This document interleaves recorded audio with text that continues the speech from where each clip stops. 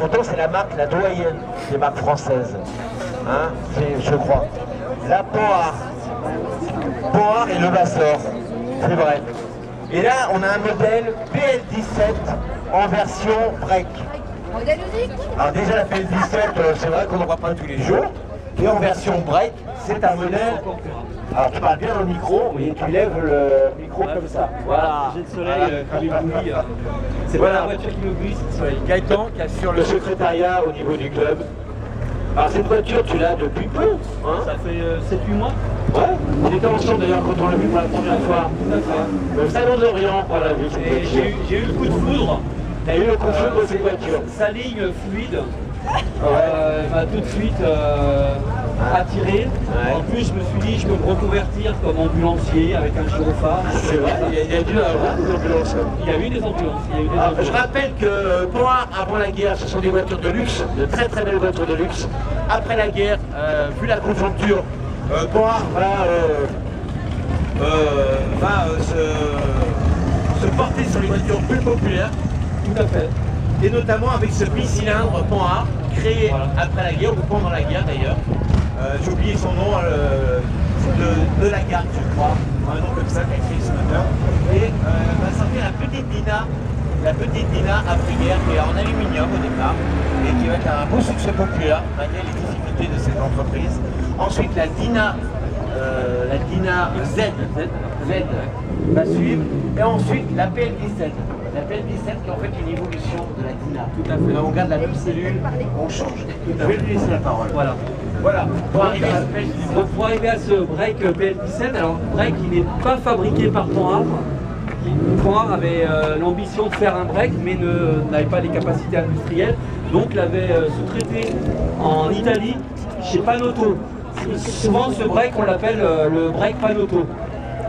Ça a été un échec industriel parce que bon, les chiffres que j'ai, il aurait été produit moins de 3000 véhicules puisque les Italiens n'arrivaient pas à fabriquer ce break.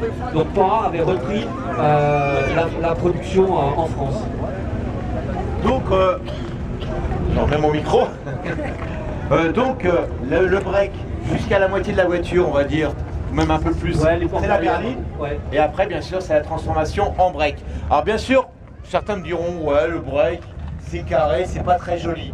Moi, je trouve une certaine élégance, je trouve une certaine beauté à ce break. Tout à fait. En plus, bon là, il est en monocouleur, mais il y en a eu beaucoup en biton. En deux tons. Biton, ouais, tout à fait. Avec le toit d'une couleur Tout à fait. et la caisse d'une autre. Voilà. D'accord. Celle-ci, elle est de quelle année? 64.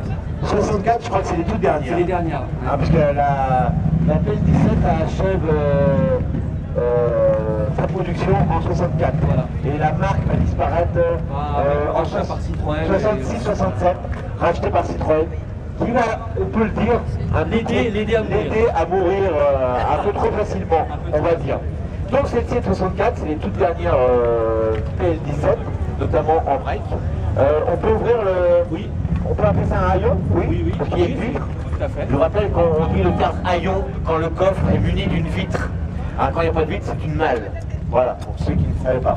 Donc on a déjà un coffre donc, C'est avec un seuil assez bas. Assez bas, tout à fait. C'était le break. Le break était, sur les publicités de l'époque, c'était vraiment la voiture utilitaire dans la semaine et la voiture familiale le week-end. C'est vrai. Avec une carte grise 6 places. Je vois très bien en pique-nique. Voilà. Même quand il pleut, on a l'abri. Voilà, tout à fait. Franchement. Voilà, c'est le monospace de... On a une banquette qui se rabat, donc Oui. là, on peut rentrer quoi? Un cercueil? Un brancard pour... Ça veut dire qu'on peut la transformer en ambulance assez facilement au niveau de la longueur. Tout à fait. Comme je disais tout à l'heure, on a des compas aussi, avec un logement spécifique pour les compas qui sont repliés, pour pas gêner. Et même juste les amortisseurs qui dépassent un peu. Oui. Sur les Non mais c'est assez logeable. C'est assez logeable et le seuil est assez bas. Le seuil est bas. Ouais. Pour charger quand des choses lourdes, c'est vrai. Tout à fait. C'est appréciable de ne pas avoir un rebord. Les feux sont assez originaux par rapport de simples petits feux encastrés dans une platine de couleur de la caisse. Voilà. On a un intérieur qui est vraiment propre. On a une banquette à l'avant. Oui. À l'époque, je crois qu'on avait le choix entre les sièges séparés ou banquettes. Voilà, le haut de gamme avait le siège séparé et voilà. Exactement. On est très très bien à l'arrière. Très très bien, on va ouvrir la portière avant. Ouais, vas-y, Ah. ouais, ouvre, non mais ouvre, ouais. Je sais pas, hein. Si, Je peux. tu peux. Elle va pas me rester dans les mains. Non, non. Ah bah ouais, s'ouvre. Non, c'est la coudoir qui est cassée, qui n'est pas Alors, la coudoir d'origine d'ailleurs. Il faut savoir que la PL17 elle est construite sur la base de la DINA. C'est la même cellule centrale que la DINA Z. Et les DINA Z à l'origine avaient des portières qui s'ouvraient Voilà. à l'envers. Ouais. Voilà. Et après, ils ont modifié le sens d'ouverture. Donc ça s'ouvre dans le bon sens. Tout à fait. Comme on dit, dans le bon sens, dans le sens du vent. Alors là, on a vachement de place en fait. Ah oui, c'est très Je rappelle bien sûr que c'est une traction avant, donc on n'a pas de tunnel. Voilà. Donc on a de la place. On a toutes les caractéristiques là sous Voilà, les yeux. du véhicule. Voilà. Donc je rappelle que le poids à vide est de 942 kg. Ce qui pour un break n'est pas lourd parce qu'on est en dessous de la tonne. Voilà. Bon après, par rapport à la cylindrée, Ouais, on va en venir en mode. Mais là, on a vraiment la place pour les sièges. Panhard a été un des premiers à s'occuper de la sécurité de ses passagers avec ses bourrelets qui protègent en cas de choc. C'est pas saillant, c'est arrondi en cas de choc. On a le frein à main, type parapluie, comme on appelait ça à l'époque quand c'était sur le tableau bord, parapluie. Le fameux levier de vitesse. Alors la boîte, elle a toujours une réputation de fragilité. fragile et voilà, c'est...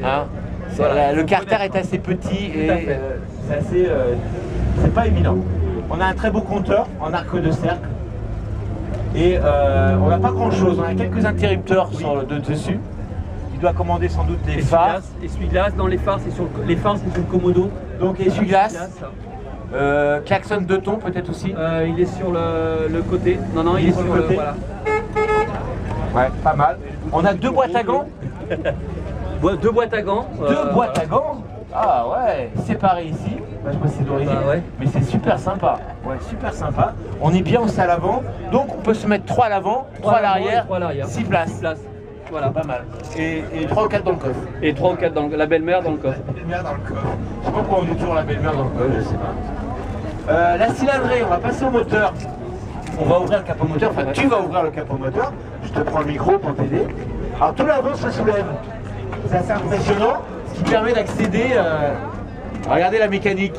Alors je vous rappelle bien sûr que Panhard, c'était un bicylindre refroidi à air. C'est le principe du moteur Porsche. Voilà, avec une, comment on appelle ça, une espèce de turbine, qui refroidit le moteur, qui compresse l'air aspiré. L'air passe ici, vous voyez, entre le pare-choc et le capot, et passe dans cette turbine et refroidit les cylindres à ailettes que l'on voit. On les voit peut-être pas. Ils sont enfermés. Ils sont enfermés. Je ne sais pas s'il y a des ailettes d'ailleurs. Ils sont enfermés là. Ouais. Donc on compresse l'air pour refroidir les deux cylindres. Et là on a une cylindrée, donc on disait de 848 cm3, c'est petit. C'est petit. Et pourtant à l'époque, au Mans, ils ont gagné des tas de victoires relatives de performance avec les CD Panhard et les DB Panhard. Donc c'est vraiment des moteurs assez pointus, c'est vrai, mais performants. Bon, ça demande à être quand même bien entretenu. C'est des moteurs à... Bon, c'est pas fragile, mais il faut qu'ils soient entretenus. La distribution était très fragile. La Maintenant, ils distribution... mettent des distributions en alu, mais à l'époque, elles étaient On avait un pignon en céleron. qui Et pétaient c'était... comme des... Voilà, donc aujourd'hui, toutes les Panhard ont des Ça a été refait. en alliage léger. C'est un peu plus bruyant, mais c'est mieux. C'est mieux que quand tu casses ça. J'en ai cassé 4. Voilà. Et à chaque fois, c'est le moteur qui dégage. Mon père, moi je me rappelle... Pardon. Non, vas-y. Vas-y, non. Non, je disais juste... Les échappements. C'est l'échappement qui tient le moteur.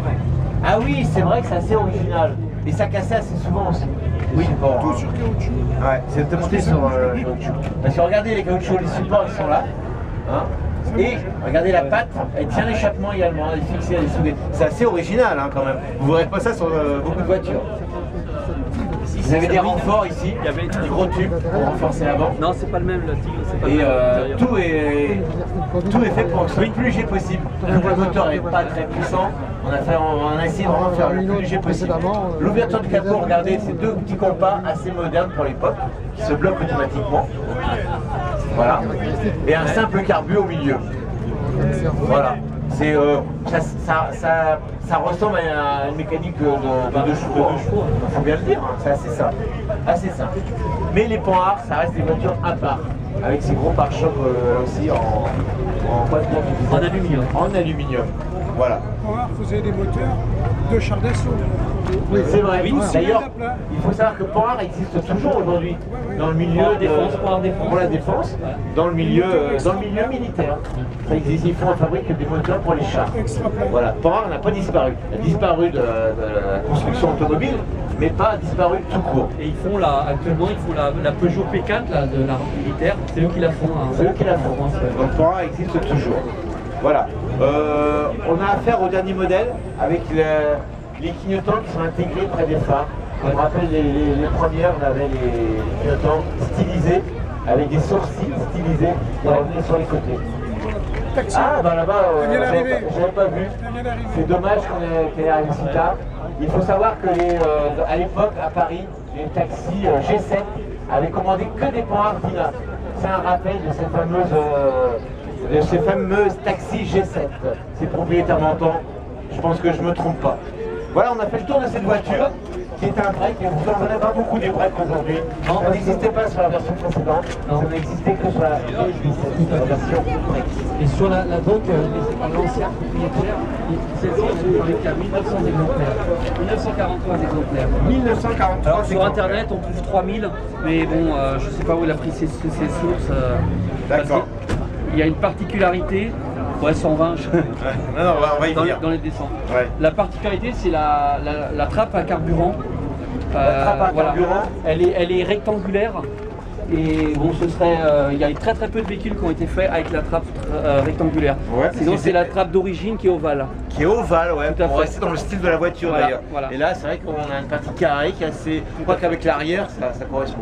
Ah, je savais pas, ça, j'ai appris quelque chose. Ouais. Donc il y a des parties ovales, des modèles avec la trappe ovale et des modèles avec les. On peut revenir aussi sur les freins. La particularité des freins, c'est que les tambours sont apparents. Voilà. Hein, c'est en alliage.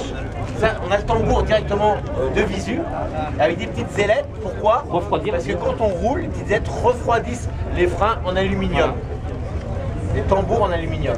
Après, sur les modèles, les 24, on va se rendre Et ici. aujourd'hui, ce système de tambour refroidi, Renault a repris ça il y a 3-4 ans en arrière sur, Ah, les je savais pas. sur les nouveaux véhicules utilitaires. Et ils sont fiers de dire. Comme je qu'ils ont dis créé- souvent, voilà. il y a de nouveau que ce qui a été oublié. Voilà. Comme je dis souvent, on n'invente rien, on Voilà. fait que ressortir des vieilles idées qu'on améliore. Tout à fait. Voilà, voilà. Elle est très très belle, cette Peugeot, cette Bon. Panhard. À l'époque, 64, ils sont déjà sous le. C'était déjà le début Citroën. le début D'ailleurs, de la on va voir sur les plaques, je sais pas si on voit sur les plaques. non, je crois pas. Il y a des fois, c'était marqué Citroën. Oui, sur certaines, c'est marqué Citroën. Non, celle-ci, Voilà. elle est encore. Alors, on va parler de ta voiture un peu. Tu l'as depuis quelques mois, tu en as profité un peu. Il y a quelques petits soucis avec. Des Oui, pannes, des poignées non. qui restent dans les mains. Oui, des bon, les essuie-glaces qui poignées, fonctionnent pas. les essuie-glaces qui ont lâché. Bon, après, quand on voit les essuie-glaces, l'axe a cassé. Ouais. Et quand on voit le diamètre d'axe des essuie-glaces, on se dit, je pense que c'était un petit peu sous-évalué en termes de résistance. Tu regrettes pas ton achat? Du tout. Ouais. Du tout. C'est un. Voilà, c'est Parce que les colibers, on a entendu. Oui, voilà. Ton entourage. Les jalousies de les certaines jalousies, personnes ça, par c'est rapport vrai. à Parce que tout le monde rêve d'avoir ça. à la beauté, à la beauté du véhicule. D'ailleurs, tu comptes la refaire ou la laisser comme ça? Je vais déjà refaire, déjà la nettoyer parce que là elle est dans son état. elle est propre quand même. Ouais, elle est propre, mais bon, un lustrage, nettoyer tout ce qui est baguette aluminium et peut-être dans un deuxième temps une peinture. Voilà. Peut-être la remettre en biton. Ok. Bon, eh bien merci Voilà. Gaëtan. Gaëtan Ok. qui est secrétaire du club. Et on a présenté sa voiture un peu à l'arrache. C'était pas prévu, mais il y avait longtemps qu'on voulait Ah, le faire. très C'est un bien. modèle très original et il se devait d'être présenté aujourd'hui, notamment au public. Voilà. On a fait le tour. Merci Gaëtan. Et bien sûr les rencontres mécaniques à la fin.